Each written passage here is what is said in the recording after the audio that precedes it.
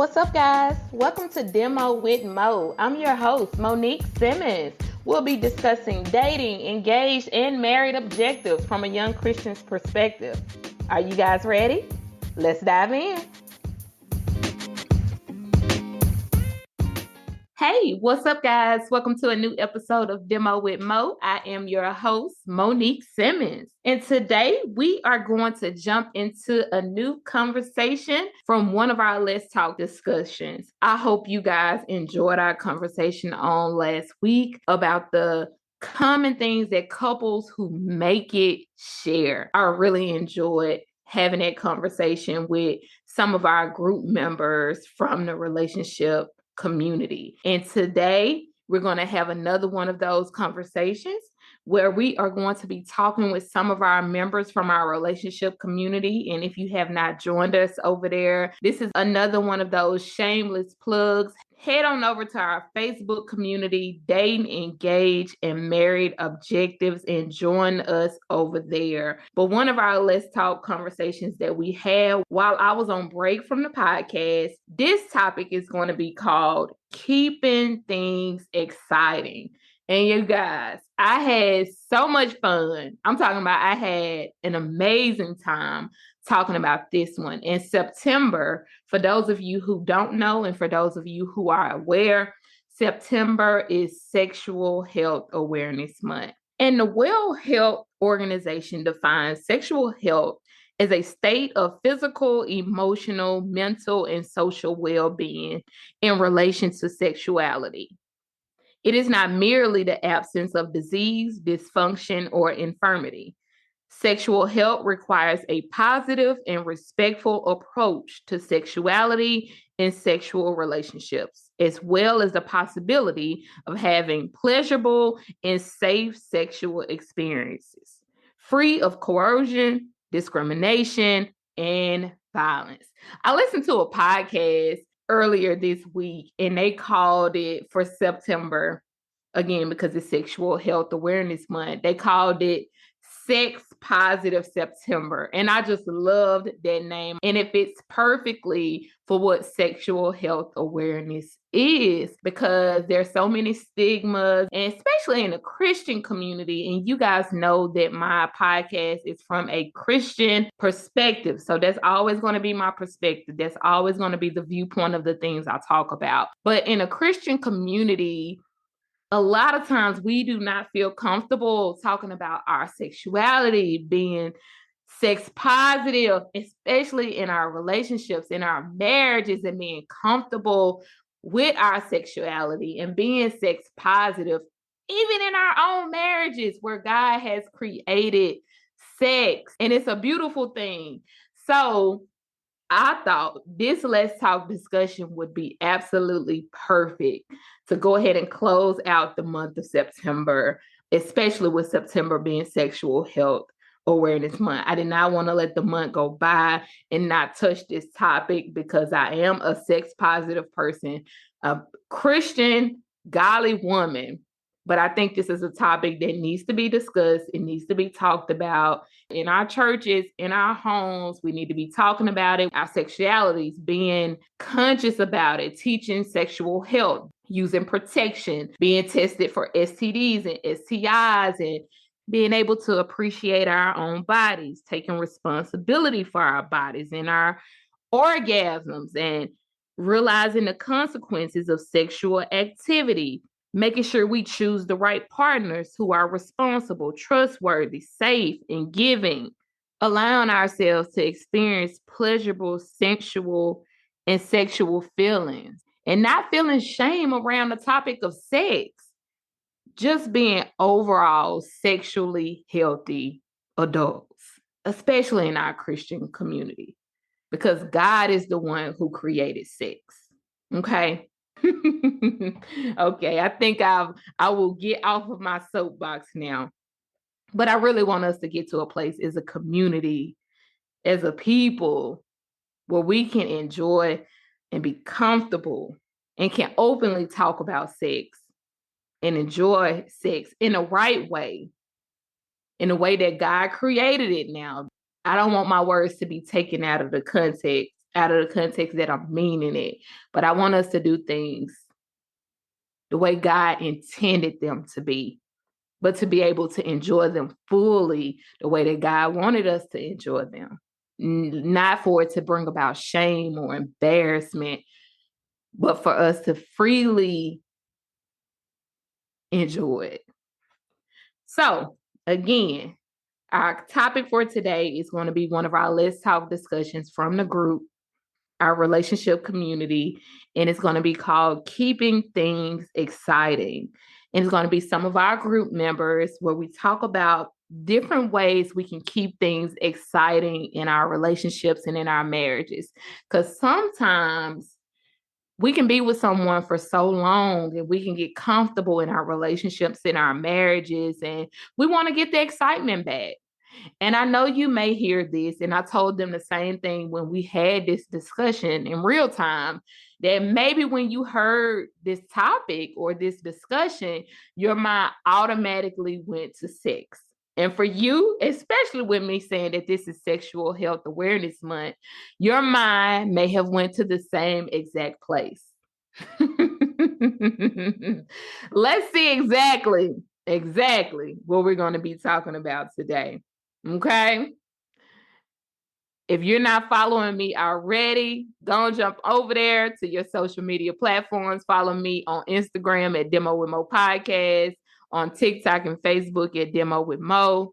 Remember to join that Facebook community, Dating, Engaged, and Married Objectives. Wherever you listen to this podcast, rate and review to help others find this podcast so that it may help them as well as much as it has helped you along your journey. Remember to share this with anyone in your life that you think it may be an encouragement, a support, a help to. And I just appreciate you guys for rocking with me as always. But without further ado, let's dive into today's episode. All right. Hello, guys. So on our Let's Talk tonight, we are going to be discussing keeping things exciting. How do we keep things exciting in our relationships, in our marriages? And I'm really excited about tonight's conversation. And we're going to be discussing practical ways on how we can do that. So we're going to jump right in. So usually on our Let's Talk, I kind of ask questions and we go from there. So tonight is going to be a little different. I'm going to give a sort of like how I do my podcast. I'm going to give a specific tip or a practical way we can keep things exciting in our relationships. And then I'm going to ask a question regarding that specific tip that I give on each pointer. Okay. So the first one is have fun together. That's going to be our first point, which sounds, pretty easy. But after you've been in a relationship, especially the people who've been in a relationship or been married for a long time, we can forget to have fun together. I don't know if any of you guys who are on the call or any of you who may be listening back to this later can relate. I don't know if any of you guys can relate, but sometimes you can get caught up and in the routine of things, in the business of things, in a rut, especially if you have kids, you guys work outside of the home, maybe you do ministry, you trying to hang out with your friends, all of the different things that we have going on, you can forget to keep having fun with your partner. So that's our first thing we want to do to keep things exciting in our relationships and in our marriages, remembering to have fun together. So the question is, when is the last time you guys did something fun? Just the two of you, no business, no bills, no kids, just fun. Sometimes we get too serious in our relationships and it becomes all work and no play. So if you can think about you and your partner, when is the last time that you guys had fun? Ash, what you think? Can you remember anything or think of anything? She said she's going to have to type. So while she's typing, I'll chime in. Perfect. And once you go, I can go after you. So I think for us, it was back when I posted about the marriage retreat, which would be June. Okay. So life has been lifing. Oh yeah. We make it a habit. We make it a habit to have fun every day. But as far as like intentional fun, like something that was planned for us to do, it's been since June. Got you. And what did you guys do for those who may be listening to this and have no idea of what you're referring to? What did you guys do? Okay, yeah, our church has a married couples group, and we went on a marriage retreat to Alabama and had some fun, did some fun stuff. And our little whole motto was kind of like what happens in Vegas stays in Vegas. But we had a really good time. It wasn't. It's when you think of typical outings with a church group, especially even up with in a marriage setting, it was nothing like that. We had a great time. That's awesome. I love it. I love it. And I love when you posted the pictures about it. I loved seeing it myself, especially when couples get to be around other like-minded couples. I just, that's my cup of tea anyway, but I just love to see it. I love to see it. And for my husband and I, the thing when I was putting together the questions, what came to mind is we went to Atlanta the end of June. And we've done some stuff since then, as far as having fun, because I don't want people to hear this question that may be listening to this playback later and hear this question and think just to have fun with your partner, you got to do something big and extravagant and you got to go on vacations or, it got to be something. No, because you can literally go in your backyard and spray each other with water guns or go for a run at the park or go shoot hoops, play whatever you guys things is, you can go hear live music, whatever you guys things is. That's what having fun together is. That's what I'm trying to say to you guys. But what the first thing that came to my mind when I was putting together these questions was my husband and I, we went to Atlanta to celebrate our anniversary as well as my husband's birthday back at the end of June.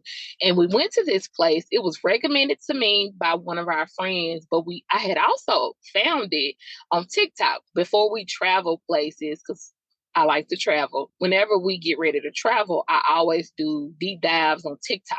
Before I go to a city, I like to find out like what are the popular places that like not the touristy places. I don't like to go to touristy spots. I like to go to spots where the locals go and the people that live there recommend. So I always do a deep dive on TikTok. And one of the places that was recommended was this place called Spocha. And it happens that one of my girlfriends recommended this same place. I'm like, we gotta go try it out. So we get there, we try this spot out, and it was right up my husband and I's alley because we are both very competitive. And my husband loves basketball and sports. And for those who listen to my podcast and kind of know our background and our history, that's how my husband and I met. My husband played basketball. Well, that's not how we met because we met before then, but that's how we began dating and getting into a relationship. My husband played basketball and I was the basketball team statistician. So that's how we got into a relationship. So it was right up our alley, but we went to this place and they had all different type of sports activities. They had basketball court, they had golf, they had a skating rink, they had pool. They literally had any sports that you could think of. And when we first got there, we had the place to ourselves because we got there early. And we did all of these different activities together. And when I say we had an amazing time, we had an amazing time. And we just laughed and we had so much fun. And that whole trip did something for us in our marriage, but that just being able to laugh and not have to worry about your kids and your bills and the stress that you usually worry about day to day, we just really enjoyed that time for each other. And it did something for us in our relationship and our marriage. So we have to remember to have fun together. It just does something for the relationship. We need that, y'all. We just can't be at each other's neck and stressing and worrying and handling business every day. We got to have some room to have fun and enjoy one another. Ashley says, went to impromptu brunch after church in M-Bar, enjoyed food and music. Girl, I love it. Food and music, I love those two things. But we always laughing, cracking jokes, and I love that more than anything. So you got to be able to have that. Actually, I love that so much about being able to laugh and crack jokes with one another, because sometimes we can really take things too seriously. Like my husband, and my husband actually really helps me. Well, let me say helped in the past tense, because I've gotten way better with that now, but really helped me in the beginning of our marriage with that, because I would take things way too seriously. Like we kind of balance one another out, because he would joke all the time and I would be too serious all the time, and we balanced each other out. So I love that. Okay, next point is how to keep things exciting. We have to remind our partner that we still find them attractive. They still got it. They still do it for us. Okay, so the question that goes with this second point is, when was the last time your partner turned you on in public without even trying? It wasn't even their intention. They were just existing, being who they were. Who wants to jump in first on that one? Same as plug on this one. My husband was preaching Sunday before last. I said, "Hey, you better preach, sir." Mm, mm, mm. Amen and amen, Allie. Amen and amen. Ashley, what about you? I would probably say right before, maybe another time after this, but I just specifically thought about this. Right before school started, we took our kids to Gulfport, and just seeing him with the kids on the beach, looking, how he looking, being a good dad with the kids, and like, sir, you better be out there in that water with them kids, because I don't want to. Your fine Okay, Ash, self. hype him up, Ash. I know that's right. Being out there doing what I don't want to be doing. Amen and amen. I love it, Ashley. I love it. Sharon, did you hear the question? I'm sorry. I can't remember if you came in after I said the question or before. No, I did not hear the question. I'm sorry. Oh, you're fine. So the question is, because we're talking about how to keep things exciting in our relationship. Okay. And this is the second point. It says we have to remind our partners that we still find them attractive, that they still got it, and that they still do it for us. And the question is, when was the last time your partner turned you on in public without even trying? It wasn't even their intention. They were just existing. Well, I will say I haven't been outside lately because I have a newborn. But kind of what I think I heard what Ashley was saying. It's just my husband, like seeing him as a dad, like has just been something completely different for me. I'm just like, oh my gosh, it's so cute that you changed her diaper, like that you're playing with her, or just like little bitty things like that. So I mean, obviously I can't be thinking about that stuff right now. But Yeah. if I was allowed to, that would be what it is right now, because it's just like a whole new journey for us right now. Got you. Okay. Miss Kim, what about you? So for me, and I've been married a long time. so it's a little bit different, but me and my husband still have, we never really took a break, I'm gonna say, from loving each other like that. So it's like things that do it for me with him. And I'm gonna give you two instances from the past and the present. Okay. One of the biggest things for me was the type of man that he came in the door being. That did it for me. He walked Avery to the bus stop every morning. He come fresh off of work. He made sure she had, that made me have a whole different level of trust for him, because he didn't want nothing to happen to us, and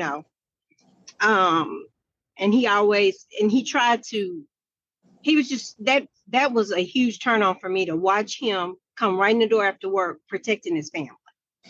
helping me dress the boys. Like it never was an issue. Now in the present, it doesn't matter where we are. We could be at a party, we can be in a large crowd, but his eyes always find me. Okay. Like he makes sure that he lets me, he makes a presence. And I love that. Oh yeah, he gonna get something in. Okay, Miss Kim. Okay. I'm here for it. Okay. So y'all, the next point is this number 3. How to keep things exciting in your relationship. Find you a hobby or outlet that you love. Okay? So I know this one may sound a little contradictory, but when you have something that you love outside of the relationship, it builds your confidence, your self-esteem, and spending that time on yourself is going to translate into your relationship. When you guys first started dating, when they caught your eye, it was them as an individual doing their own thing. You fell for them as a person. There is something so attractive to see your person in their element, happy and thriving. Don't lose that. So the question for this point is, what's something that you do as an individual that you enjoy outside of the home and your relationship? Who wants to jump in on this one first? I think for me, I like my reality TV like in peace. Like I don't need you telling me that like my TV shows are trash or like whatever. Just like leave me alone. I recharge alone. So I think that's what I would say. Like sometimes I just need to come into like the bedroom and just have like my alone time. Like don't talk to me, don't ask me what's for dinner. Let me just have my glass of wine and just like give me like an hour and I'll be good to go. Got you. Do you have anything that's not in the home though? See, that's what I was thinking. I'm like, gosh, I'm so boring. Not that I can think of right now. I don't know. I kind of have brain fog right now though, so I might come back to it. I might come back once people start talking and let Okay. me Think on get it. my mind right. Yeah. Okay. Let's see. Amber says, same. I love for him to see me making music and performing too. I love that. Okay, so Amber, that's your thing. And I loved watching you perform as well. Can I say that? And Ashley says, lately I've gotten back into fitness, so working out and hanging with my girl. I love that for you, Ash. Okay. So for Amber, making her music and performing, and for Ashley, working out and hanging with her girls. I love it.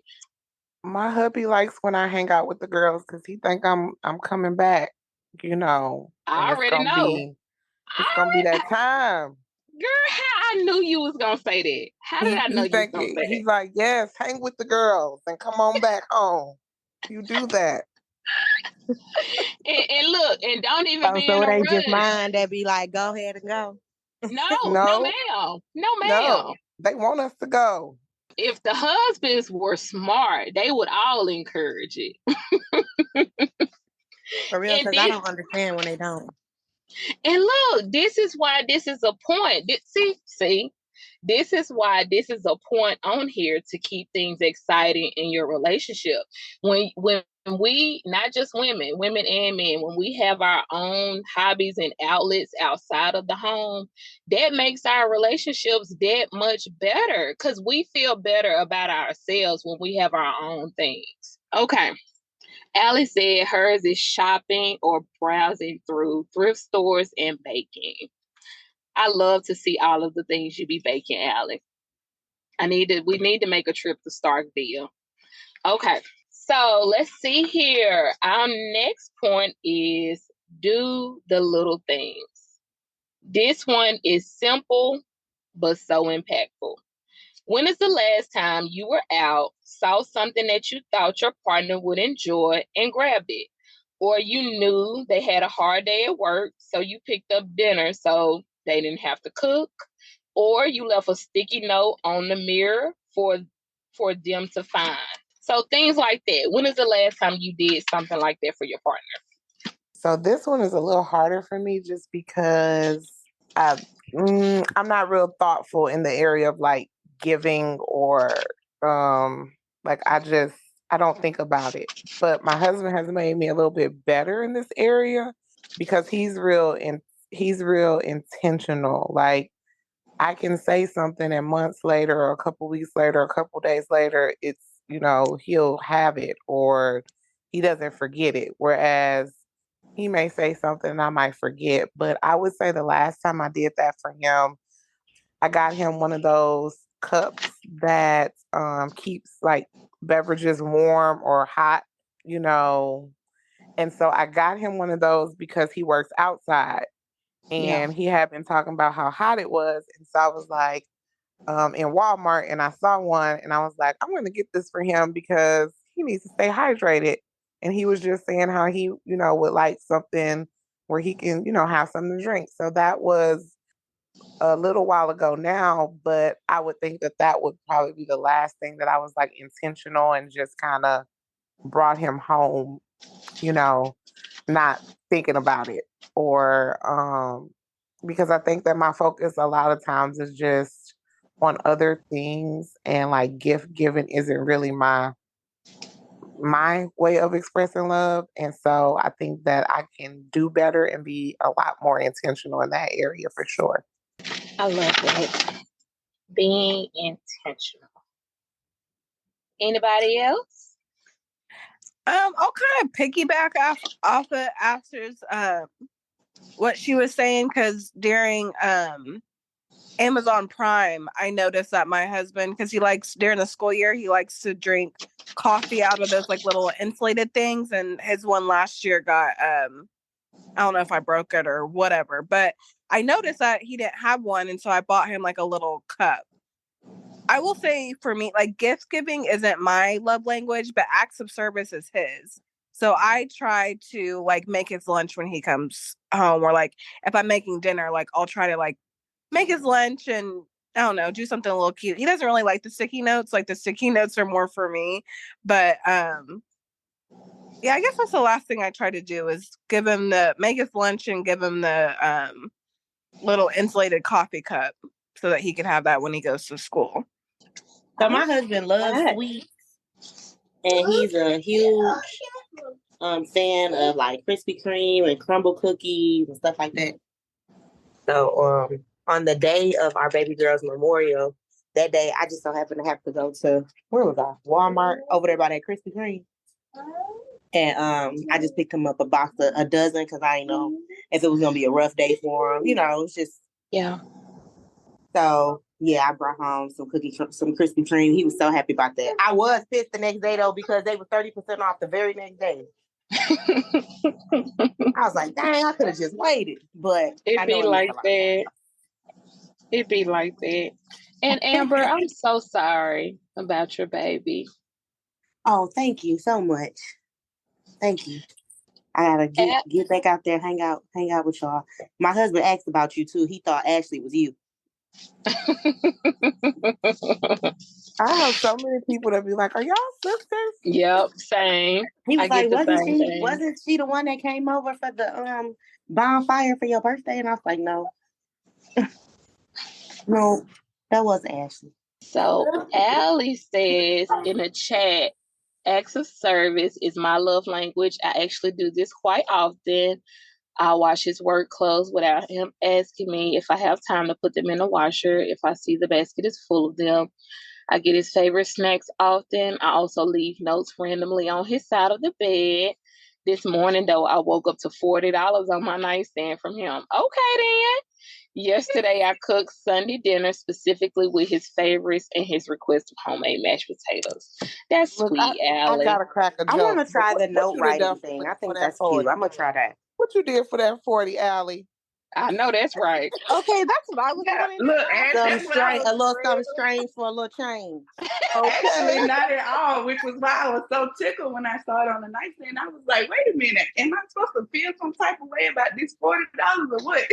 That is funny. That was he paid you in advance. Yeah, that was in advance. He said he's still paying for it, baby. Look, not the funky 40, as they say. Okay, y'all. This next point is, and this is the fifth point, end of day check-ins. Okay, so my husband and I's marriage therapist put us on this.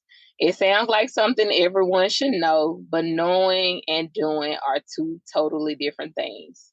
The more often we talk about little stuff, the less we have to talk about the big stuff. This also creates intimacy because we get to learn what's going on in our partners' heads and hearts if we take advantage of this, which can in turn lead to other things. How often do you and your partner check in to see how one another is doing? How work is going? How can I support you, show up for you, etc.? How often do you guys get to do this with your partner? So I'm trying not to be the first one to say something every time. Go ahead, Abby. Go ahead. But I'm also the one who's usually not as talkative. So, girl, you better jump in there. So for me in particular, for those of you who follow me and all this stuff on social media, my husband is the kitchen director at Chick-fil-A. So that's a very stressful job. And so when he walks in, I can normally tell kind of how his day goes based on, like, I jokingly tell, I said, I know if you've had how your day is, if you walk in and your shoulders are slumped, kind of like, like the weight of the world is on your shoulder. And so if I notice that, I typically won't ask him how his work because I can tell, but I'll just, kind of let him decompress. And then after he showered or whatever, I'll talk to him, then I'll ask him, how was work today? Or, massage his shoulders, something of that nature. He's actually better at that than me. I'm working on it. But no, he's a little bit better than me at, like, coming in. He usually asks me, like, how was my day? How am I feeling? So I'm getting better at just doing what Allie just said, like sometimes knowing when to, ask and when to just do, because I know that it might have been a tough day. And, I've been trying to figure out that balance, but yeah, he usually asks me just about every day. That's awesome. Let me ask you this, because he asks you more often than you ask him. How do you usually respond when he asks you? Are you open with kind of sharing? Yeah, I usually tell him, like, my day was good, or, just tell him how my day was. And then I'll ask him in turn, like, how was your day? Or now usually I am really good at it if I know that, because he's a music teacher. So if I know they had a performance that day or they had something really big on the schedule, then I usually am really good at being like, well, how was the show? How was the performance? Got you. But just on a regular basis, asking like, how was your day? I'm working on it. But sometimes I know, because he's not a huge talker. So sometimes he'd be wanting me to just, like, if he looked like he might have had a rough day, just, come over, give him a massage, or not ask him what he wants for dinner, because he always very indecisive. So I know it means a lot if I just cook. So that type of thing. Got it. Thank you. Ash, what about you? So I do daily check-ins, but I do check-ins like, I probably call my husband and ask him, like, in the middle of the day, how's your day going? I didn't want anything, just call and see how you doing. So that type of thing. And then, I may ask him, like, when he comes home, how was your day? And, sometimes he'll have something, but most times he's just like, it was good, or it was cool, just hot, or whatever, something like that. But I usually do check-ins with him because he's not the, one that's about to just come tell me if he had a bad day or if something's going on. So I have to kind of check in. Yeah. My husband is the same way. Same, mine is too. So, like, how do y'all kind of go about that when you know that you don't really have much of a talker or a sharer? Like, do you just kind of, I don't know what I'm asking. Like, do you think it's more helpful to kind of be the one that starts conversations, or because they're more of an action person, do you think it's best to kind of do more action because that's what they will respond to better. Y'all get what I'm saying? Like, what do y'all find is like the best approach to those to that when you don't really have somebody that's very, very verbal? If you're wanting to help him build in that area, then I think that you kind of just have that conversation if a space allows you to. Like, I feel like I'm always talking to you about what I have going on or my issues. And, I know you're not really expressive, but I want you to feel like you can do that too. And kind of just opening that door, and because no, I think we're good with regular communication. I guess when you were saying like he's not the type of person that's just gonna come and say, I'm having a bad day. Do you feel like you have to pull that out of him? Because just regular conversation on a regular basis, we're good with that. Just ask them open-ended questions where he can't just be like, yes, no. So you have to kind of get creative. But like open-ended questions like, I know you said you had a good day, but what made it a good day? Okay. Or I know you said nothing really went on. Like, well, what kind of happened today? Like anything out of the ordinary? You know what I mean? So since y'all are good at having conversations, maybe just like kicking it, not really making it a big deal. Right. But if you notice something, it's like, even when you massaging them, well, I noticed you real tense today, bro. You sure? You sure it's I can start any conversation with some sweets. Let me go take some brownie. Oh yeah. Yeah. Y'all making me feel like I need to up my massage game. No, I really do need to up my massage game. I haven't done that in a while. But when I was in the hospital over the summer, I ordered these because he was complaining about his legs and he had an old injury that kind of flares up every now and then when he goes to the gym. So I had ordered like these little massage things that you put on your legs. So I don't necessarily have to massage. I can just plug up the little thing. Yes, the TENS unit. Okay. The TENS unit. I got one for my husband for his back. And then when I came home from the hospital and was complaining about my back, he had like this little back chair massage thing that I could use since I work from home. I said, okay, you're getting good with your gift giving. Okay. I like these things. Okay, ladies. The next point is this is number 6. Date nights and day dates for people that can do the dates in the daytime.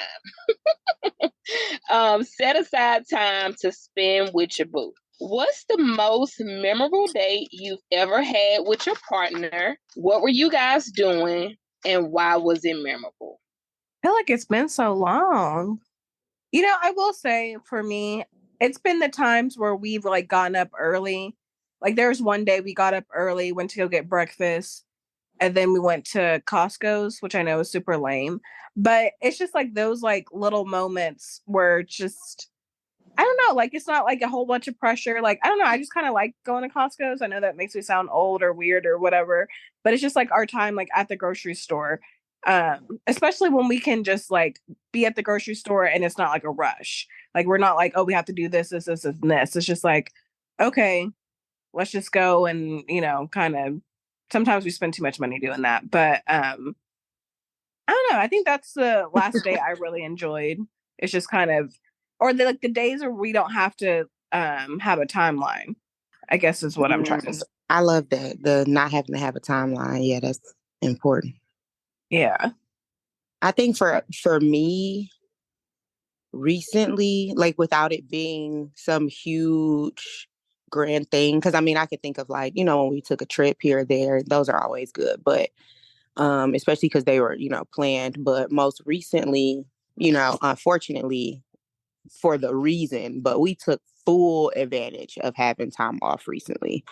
I mean, obviously I had time off anyway because of maternity leave, but he was able to not have to go to the school because of baby girl's passing and our son was in daycare. So during those days, we were doing such random things. I think we caught a happy hour one day and was just sitting there taking shots and just sitting and talking and laughing. And then another day we went and got pedicures.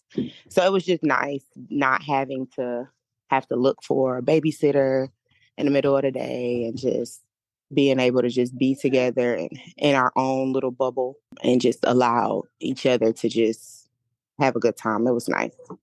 I like that.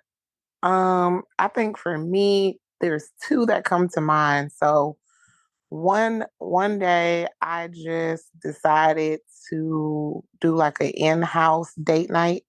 And so I went and got sushi. I set up some pillows in the living room, had like rose petals everywhere, candles, all that. And so when he came home, he had that, had on something, real nice and sexy on and all that great stuff. And so that was one memorable date night that I actually, did. And then the other one or the other times that I think about, we have gone to like brunch, and your girl don't really drink like that, but for whatever reason, when I get with my husband, if I'm like, okay, I just need time, let loose, he definitely allows me to get there. And all I remember is I have a video of me being like, yep, not hanging out with you no more. Baby, I have fell and scraped my knee. And I was like, now that's a good time. Once you fall and scrape your knee with your husband, that's a time had. So I just think about that because it's it's good when you have like a best friend in your spouse and you're able to do those things with them that maybe you might not feel comfortable doing with other people or not want, to do with other people. And so just being anytime that I'm able to just like let my hair down and hang out with him and like you said, just, have some cocktails or whatever we do, like I just laugh because it's like, I'm really in the bushes with my husband right now. And he got me to this point. And, and so that to me is just funny. Just it makes me laugh every time I think about those two instances. So yeah. Amber, the kids were gone. You talk about the inside date night? I think that's what you asked me about. Yes. Yes, That's the my kids were biggest thing because gone. we so far away from family. Like we be trying to get our little dates in when we can, or when we put him to bed. Yes, put them to bed or do it. Well, I don't know. You got little babies now, so I was about to say school and daycare, but put them to bed, girl, and just do something or a night that you got a babysitter, just And I literally just went to Kroger, got some sushi, and was like, okay, I'm gonna just put some pillows down on the ground and make this, as sexy as it can be. Put some little rose petals. Oh yeah. Oh Our yeah. 1 year anniversary coming up too. Yes, yes. Surprise them, Amber, when is girl. your anniversary? September 10th. Oh, that's right around the corner. I just saw a Okay. memory of us celebrating. Remember last year we did Yes, the bridal shower. Y'all so nice. yes. Oh yeah. We'll Mhm. have to do something else. Okay. Let's see here. Next point, number 7, emotional intimacy. So this one, allowing yourself to connect more deeply with your partner through actions that express feelings, vulnerabilities, and trust. You feel safe. You have a willingness to share your inner world with them. How do you think emotional intimacy plays a part in keeping things exciting in our relationships? Or does it? I think especially as women it does.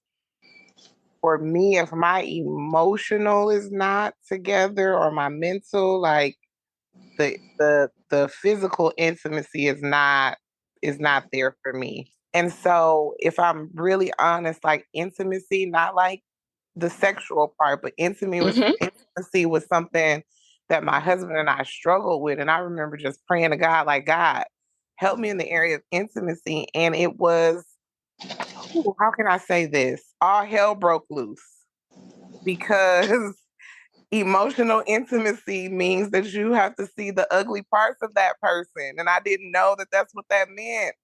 I thought it meant something else. Like, let's just sit here and talk, pillow talk, like people be talking about. And it's Mm. like, you can't do that until a person is completely comfortable with you, until you have allowed them space to show you the real them, the good, the bad, the ugly, and work through whatever that is what creates the intimacy. And well, I wish somebody would have told me that before I prayed, but I figured it out. Now I completely understand It's not funny, but it's funny. I understand where you're coming from, because that also includes like learning certain triggers about them and yourself, Yes, ma'am. and like really learning how to not necessarily avoid them, but how to just know your partner enough to care about them in a way that you don't exploit those triggers, Yeah. and that you feel safe enough to, like you said, like share those things. Yeah, it's tough. That's something that's definitely been one of our struggles, because we're both so but we're both so like strong headed and look at emotions, not now, but probably in our previous dating life and just in general, was really good at not sharing our emotions. Mm-hmm. So two people that are used to not sharing their emotions, kind of being in a position where you you have this person with you, it's important on both ends, because it can build a relationship and it can also tear it down if you're not careful with like your words, or like you said, creating that safe space. That is so important, much more important than I knew years ago, because you can leave scars, you can't always take things back. But then when you do create that safe space, it does help, bring those walls down. You're not as guarded. You feel safe. So it's important on both ends to be careful about how you are emotionally intimate with your partner. So good. So good. And I know there are going to be some people that's going to be listening to this playback later. And they're going to be wondering, because I'm sure when people heard me say that we're going to be talking about keeping things excited, I'm sure there are a lot of people whose minds went straight to sex. Like, she going to be talking about sex already. That's what Monique is going to be talking about, sex. But there are so many things that plays a part in good sex. I mean, don't get me wrong, sex is a part of marriages, and sex is important. That's basically what I'm trying to say. Sex is important to a marriage.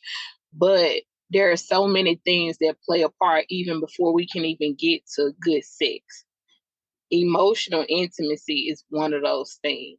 If we don't have emotional intimacy, good emotional intimacy, there's not going to be that good physical intimacy that we're going to get to, because I don't feel safe.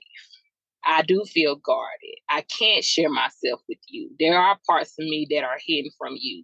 You don't know all the ugly things. You only know some of the on the surface things about me. So I'm not completely seen by you. I'm not completely known by you. And now we don't have that intimacy, that closeness, that being fully known by someone. And in our romantic relationship and in our marriages, that's where we're supposed to feel the most seen, the most heard, the most vulnerable, the most safest. And if I don't have that, it's going to be a problem. That's going to cause issues in other areas in our relationship. And the bedroom is going to be one of the number one issues. And especially for women, if we don't have this, good luck with the physical intimacy. You may do it.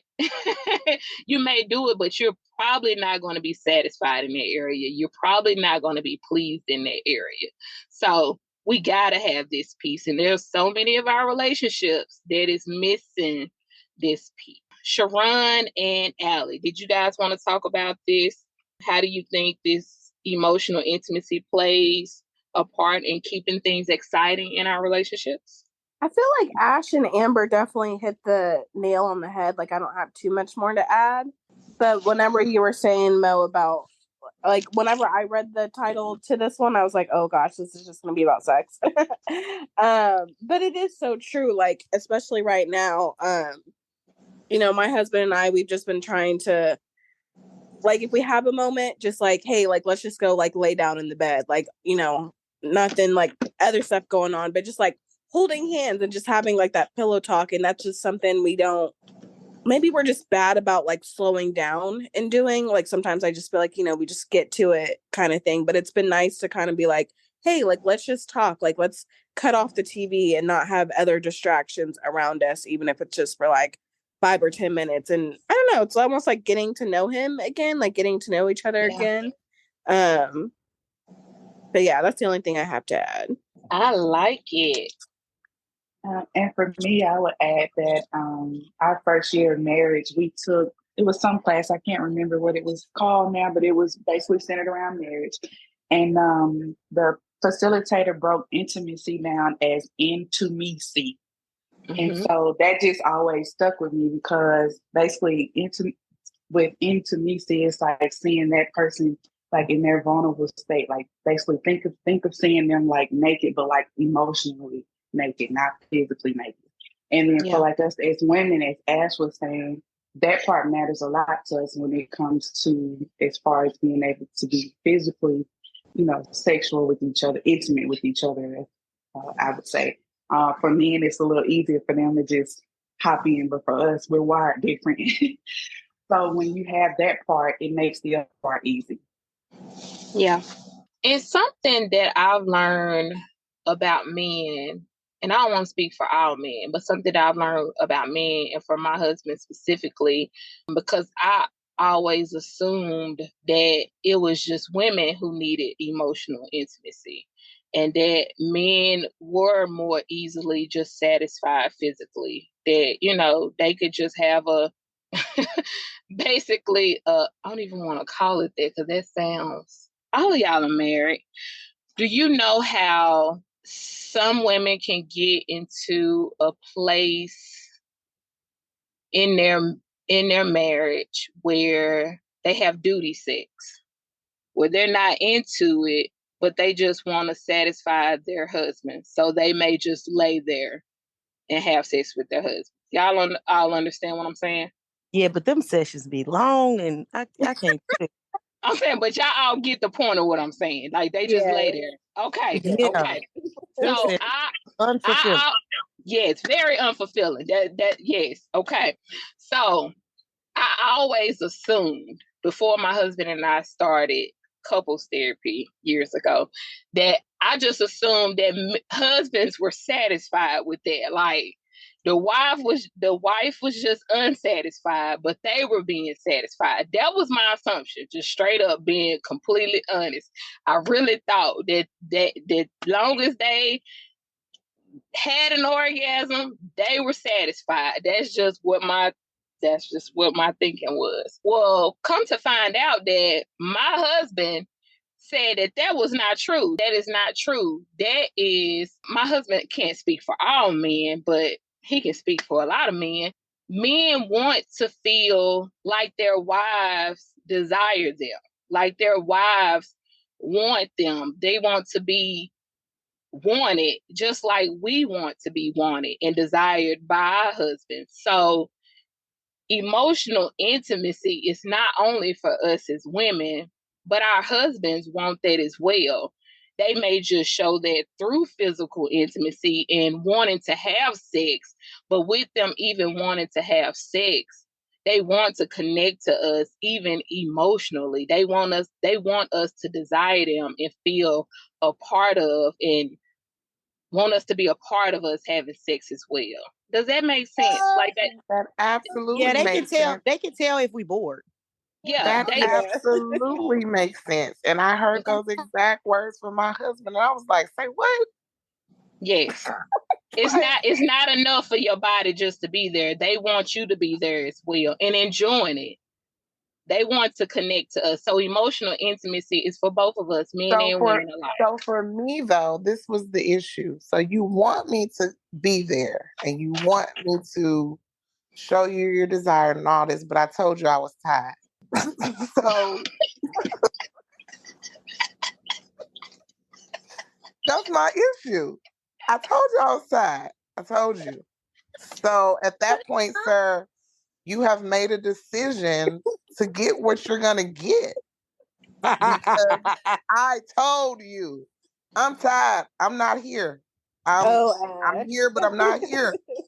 So that's your decision. So I'm just very honest, brutally sometimes. But hey, he married me.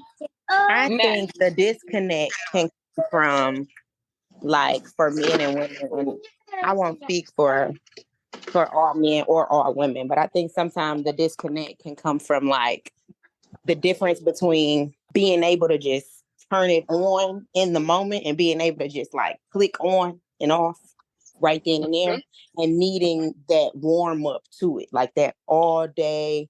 For example, you want me to just be like ready to just turn it on, but we've been into it all day.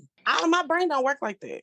My brain don't work like that. I mean, sometimes makeup is cool. Like that's one thing. That's a different situation. But no, and not even just into it, or we in our own space, or we really ain't had much communication. And this doesn't really happen often, but if it does, and then you ready to just turn it on, now I got to be warmed up.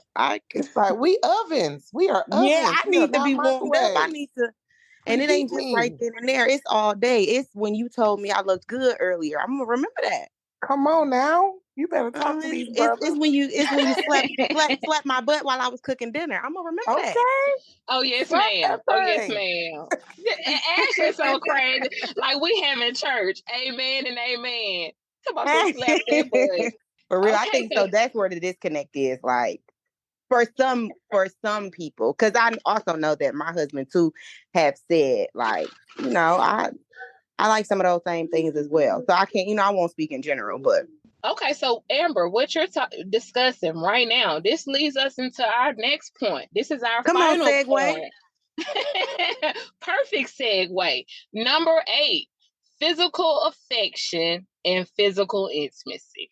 So hugs, embraces, passionate kisses, holding hands, the caressing of their backs, putting their hair behind their ears, forehead kisses, or a little smack on the butt. Whatever your thing is, do it often and don't wait until it's time to have sex. Okay? Also be open and talk often about the things you enjoy when it comes to sex. Sex was created for both partners to enjoy. Certain positions, toys or no toys, foreplay, what are you into, not into, want to try, or completely off the table. Don't be afraid to have the conversations. Have fun with it. This is your person. Take the time to explore one another's body and figure out what works through trial and error. They have games you can play, questions you can ask to get you more comfortable, but you can't have this without the emotional intimacy. You can have a counterfeit of this, but it won't be the same. Okay, so this one is a 2-part question. Do you enjoy physical affection? Holding hands, making out, etc. And the second question is, do you feel comfortable expressing your physical needs and desires in your relationship? I'll say yes to the first one, and it depends to the second one. Okay, so you enjoy physical affection, and it depends. So what are you comfortable asking or expressing when it comes to the second one? You said, what am I comfortable? Like which things are you comfortable expressing, and which things do you have a struggle with expressing to your husband? I'm comfortable expressing anything, honestly. Okay. It's more so how we get there and the approach of the conversation. Like, why are we talking about, how are we talking about it? When do you bring it up? Because, you obviously don't want to be like, I would rather, I don't know. They can be a little fragile. Got you. I got you. I think it's just more so like what we're talking about, because we're both pretty open to having conversations, but it's just like, when do you just randomly just Okay, I got you. So your more of your issue is when to bring it up. Yeah, and how to bring it up. Okay. Like, I'm good with I love the card games. We really love those. Like, we have a couple of different games where we can ask each other questions. We don't play it all the time, but I have them. So when we be in those, like, everything, we just be talking about everything. And then sometimes if we're just having random conversation, we randomly be talking about stuff. But then other times it'd be like, if I have something on my mind, like, do you just be like, so? So what if, since you guys like card games, because that's me and my husband thing too. We love games. Well, it's more I love games, and he go along with me because I love games. But what if you could find, because I don't know what area you kind of want to delve into. But what if you could find like a card game that has questions kind of focused on the area that you kind of want to talk about, and that kind of opens the door for you to discuss it a little bit more.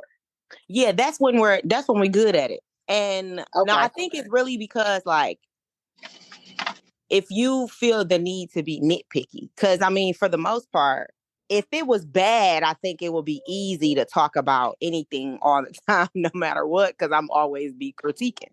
But because it's usually, really satisfying, it's like the time that you want to ask for something or suggest something. That's what I'm talking about. Like, when do you, that's when it gets uncomfortable for me to be like, oh, but I'm usually always I'm usually complimenting all the time. Got you. Would it be because are you trying to try something new that you guys haven't tried before? For the purposes of this, yes. Okay. So maybe something like that I would randomly bring up. I would just, maybe on a But night you saying after. what? Like, so next time, are you doing it in like a question form? Like, would you like to do this? Or are you saying like, this is what I want? Like, how are you approaching that? I think that's what it was with me. It's the approach. Because I know I can come off a little aggressive. You get what I'm saying? Yes. I would be like, well, baby, I was listening to, or I was watching this, and it kind of caught my attention a little bit. What you think about us trying this? Okay, you know what? That makes sense because I've done that before. Yes. Okay, so I like that. Yeah. Mm-hmm. Okay. I am somebody who usually likes PDA, but I am married to someone who does not necessarily like PDA. So I think that for me, I try not to make him feel overwhelmed or uncomfortable, but sometimes it makes me get in my head too much about girl. like, because I like physical touch. Like I like those things, and so that takes me into the next part, which is no, I'm not necessarily afraid to talk about my needs, because that was like one of the things I talked to my husband about, even just being like, if you touch me more during the day, it would be a lot better for you at night, type of thing. And then, in talking about our sex life, I think that those conversations are always just uncomfortable. Like, it's just not for me. It's just really no way to get around it, because kind of like Amber saying, like, it's not necessarily that it's bad or like you're dissatisfied. It's just that, how can I put this? Like, let me tell you a few things that'll make it better. Oh, come on now. Because you know your body, right? They don't know, like, your husband is learning your body. And who's the better teacher than you? So it's like, get creative, teach. play doctor, be the teacher, do something like for me it's maybe it's role playing, maybe it's that. But sometimes you do have to also have the hard conversations like, that was a little too much in that area. Let's try to do this like this next time. Or, why do you think we keep coming to this particular place in our sex life? And like, let's talk about it. Let's be real about it. And I know me and my husband, I bet he just gets so tired of being married to a therapist. But I make him have tough conversations like I do. And I will sit there with him until, sometimes I'm like, the light bulb moment goes off for both of us. And we're just like, so we really want the same thing. We just have to figure out how to make it work. And that was how I came to the point of realizing that men want to feel desired. Because that was something new for me. I just, because I don't know about y'all, but I dated, before I met my husband.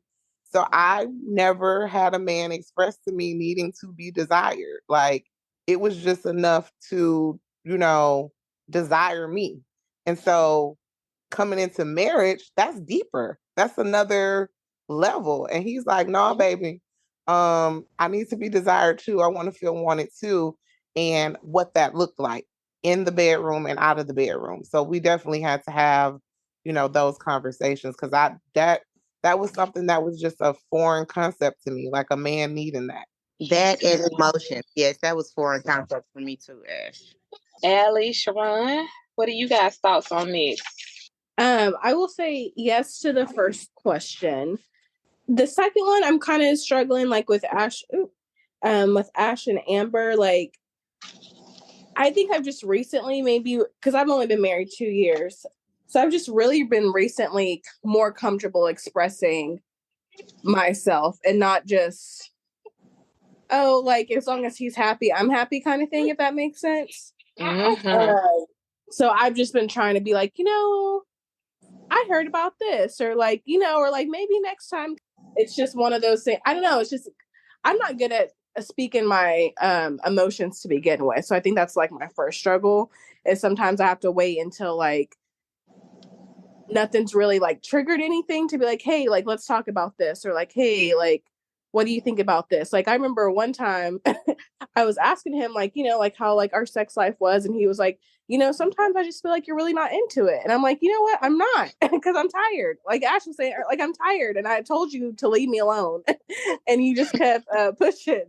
So, I don't know. It's just like being like more intentional too. Cause like I can do better too. I can, not just look so annoyed all the time and, put in the effort.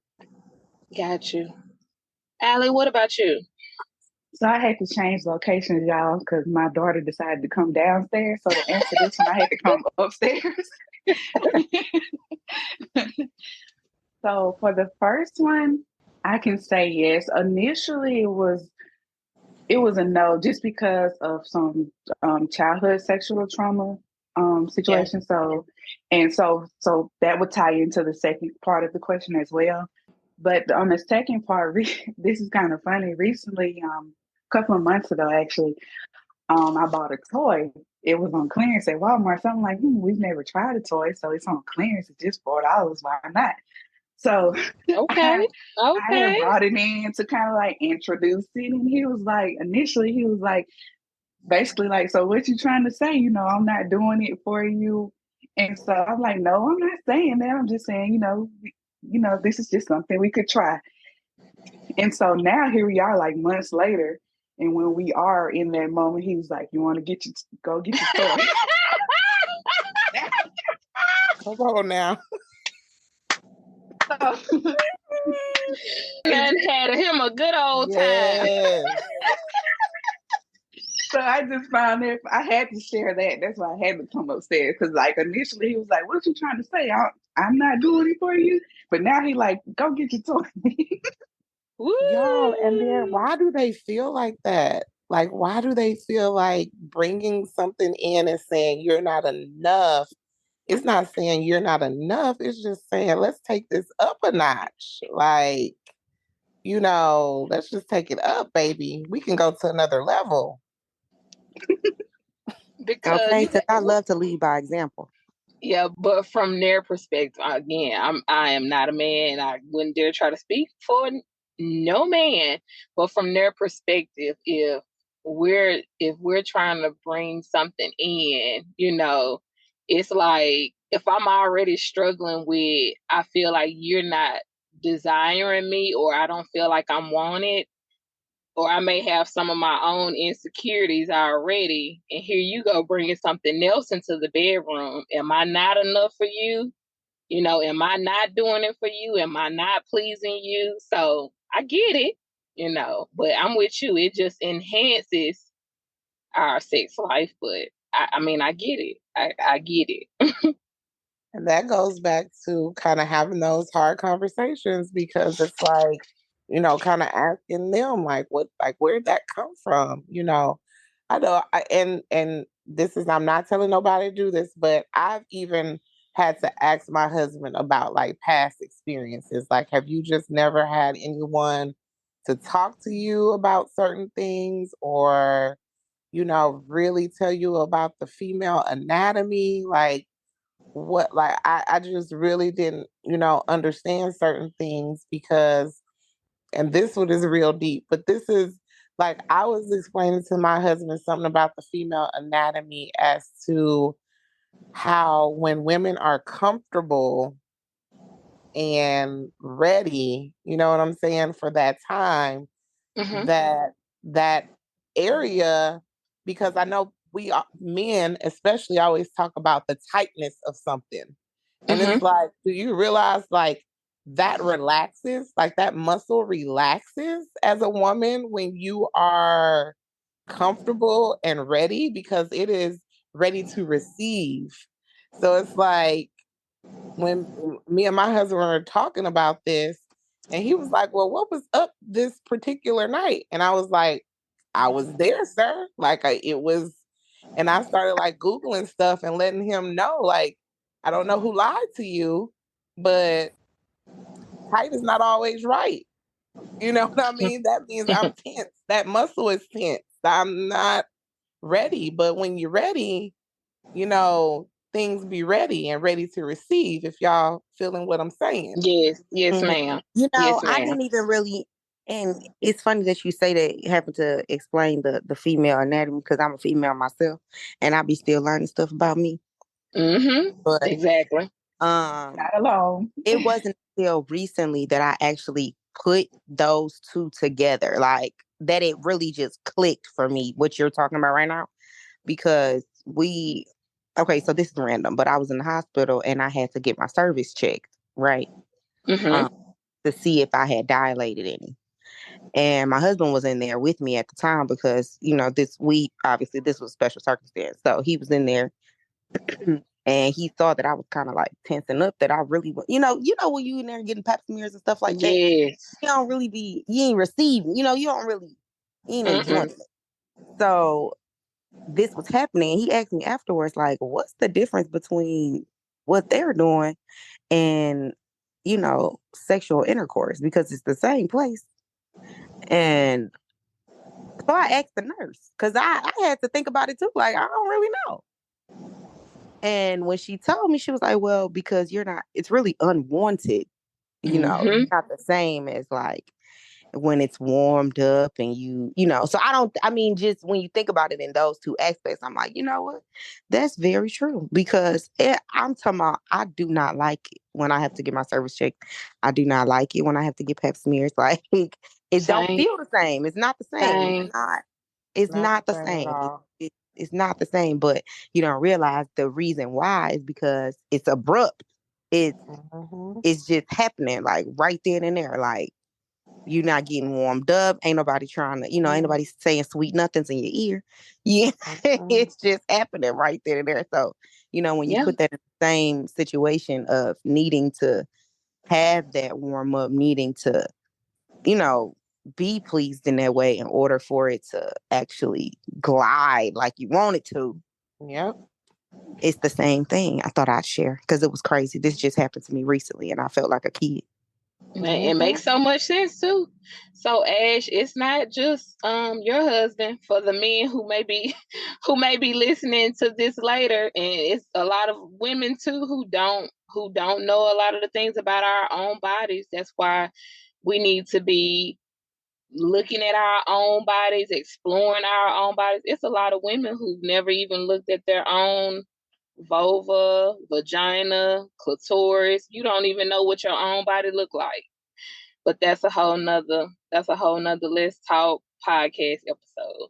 But it's a lot of men who were not, especially Black men of color, who were never even taught about sex, period. So let alone being taught about female anatomy in our bodies. They weren't even taught about what sex was. So yeah, we have to have these conversations. This is why emotional intimacy was on this list of how to keep things exciting in our relationships, because we got to be able to talk. We got to be able to have these uncomfortable conversations with one another and talking about those fears that we have, those insecurities, the things that play in our mind and our thoughts, and the things that make us excited, the things that please us, what we enjoy about our sex lives, and all these conversations that we want to have, but we're afraid to have. We're afraid of the reaction. We're afraid to make you uncomfortable, whatever our reasonings are. If we want to keep our relationships and our marriages exciting, don't get stuck in these ruts where we're not enjoying one another, we're not growing, we're not having fun. We don't even like the person that we're with, that we're laying next to every night. We don't want to get there. And if you are already there, you're listening to this and you're already there, you don't want to stay there. You can come up out of that. These are some points for you. These are some points for all of us, how we can keep things exciting in our relationships.